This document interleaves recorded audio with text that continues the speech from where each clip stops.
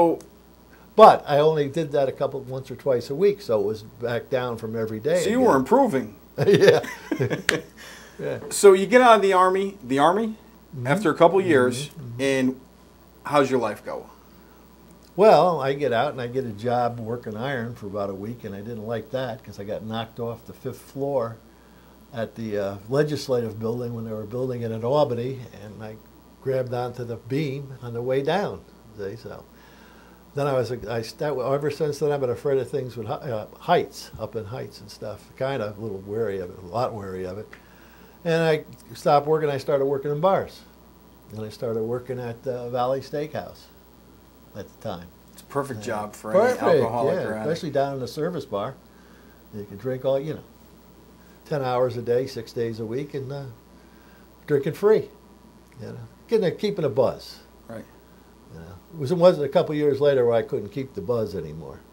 Once I started, so I had to behave myself for a while, a lot of days, if I wanted to work 10 hours that day. Pace yourself.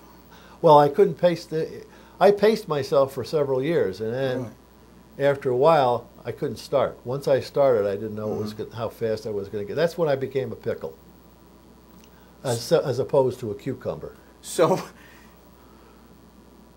you got into the point of blackout. Oh, I blacked out. Blackout drunk. I blacked out early on. I probably had, those 1 hour blackouts and those 2 day blackouts. Between all of that, probably 300, 400, 500 blackouts. I don't know. So the progression of your blackouts ultimately lead up to a particular event in your life, which has completely changed my life. Changed your life. Yeah. It's not a lousy way to have a bottom, but I didn't have it right then. I was going through my second divorce. It was 1979. I decided that I'm going to go to Florida to live from Albany. I go through this program I had to take because I got a DWI up here. Okay. And I'm running. I'm making it. I'm out of here. As soon as that program's over, I'm going. And I did. Actually, the Valley Steakhouse was opening a place down in West Palm Beach, and that's where I went. And I was, getting rid of all my responsibilities. 2 wives, 2 kids. Real good guy. And I went down to West Palm, and I think it was the end of February 1980. And didn't last long. Valley's it wasn't working out. And then I went to, I wasn't working out because I was drinking and stuff. But I went and worked at a nightclub I was a night manager at a nightclub, and drank some more. I remember counting money some nights. It took me, 5 or 6 times to make sure I had it right.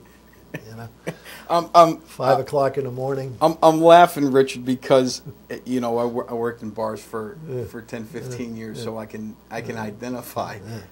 This place is called the Banana Boat. Good place. But it was, I was having fun once in a while. Still, not all the time though, but once in a while. Somebody else bought that, and I thought that was the end of the world because I wasn't night manager anymore, so I did something else. I drove a truck for a little while, delivering fish to restaurants. Got a job in a hotel as a food and beverage manager for 6, 8 months, and they caught up to me there because they thought I was on drugs. I was drinking. I went to the liquor room and drank, and I went to the wine cooler for the white wine and drank, and I went to the bar because I could have a drink once or a couple times a night if I was conversing with the customers. See? I had this little 3-way thing I was doing. Bar, liquor room, I had to check that liquor again because there was wedding, bottles that were halves and quarter fulls from a wedding or some kind of other party banquet, and I'd have a little shot of something and go over to the white wine cooler, wash it down with this bottle of wine I had uncorked earlier. And nice little triangle, ironically enough, one of the symbols of AA. There it is. Right in my ring. Can you see that? I did. Yeah, you did. Yeah. Anyway, I ended up working a year later. I got kicked out of there, and eventually they just let me go. There was some excuse. They were trying to get rid of me, and they really couldn't until I screwed up the count on on a wedding, on a banquet. I overcharged them about $300 on a $10,000 bill, and it was just their way of getting rid of me. And after that, I wasn't working too much anymore. I was getting involved in the movement and the distribution of marijuana from Florida to Albany, New York, or Troy, New York, and you know, I was getting enough money to live on that. So I wasn't the bosses. I was just one of the flunkies as usual. And but I thought I'd arrived again. I'm in, you know, now I'm in organized crime, man. I'm the man. Yeah, and that went on for a while. I worked at a couple places, and one night, July 4th, around midnight, it might have been the 5th, nobody really knows, I was in one of my blackouts. The last thing I remembered, about 3.5 hours earlier, I was shooting a real 44 Magnum off outside the bar, and this is in the city now, Palm Springs, and shooting it off in the air for real fireworks. Next thing I know, it's the next day, it's noon, I'm in some house I've never been in before, and it was a sister of this woman I had apparently called up, and I hated her, but that's who I was with. I was with some woman I hated in a house I'd never been to before. And then she hands me the phone. It's around noon. I just come to. I didn't wake up anymore. I came to, you know. And the last thing I remember is 12, 15 hours ago maybe, and this woman tells me on the phone, hey, the police are looking for you. You shot 2 people last night. And that was the beginning of it. And I didn't know what to do, and I had to drink a little bit so I could think and figure something out here. And eventually, about 8 hours later, they caught up to me. Still I walked outside the house, and there was a SWAT team and a half a dozen detectives there, and they took me down. And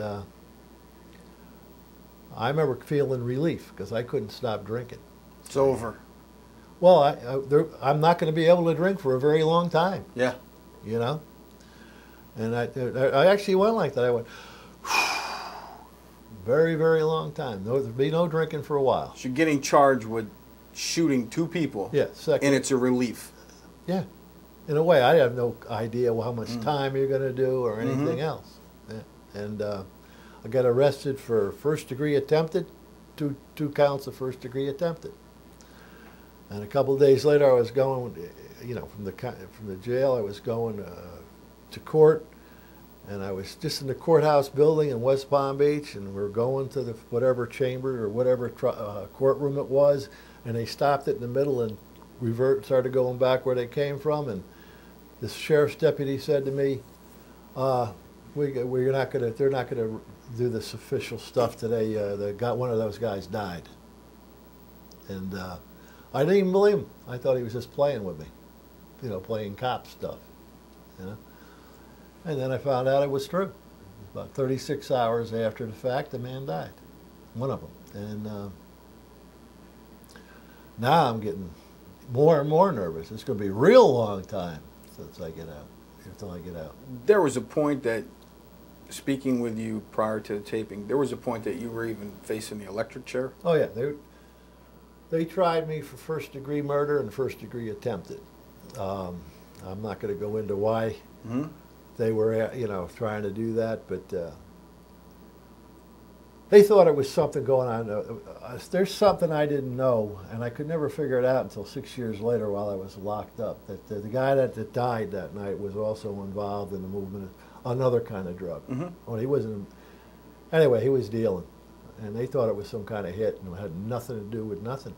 It was, you know, it was a bad night. 2 people in the wrong place at the wrong time is what it was, and you know, it's a pity that the man had to die, but he did, you know, and but he was probably a little bit like me.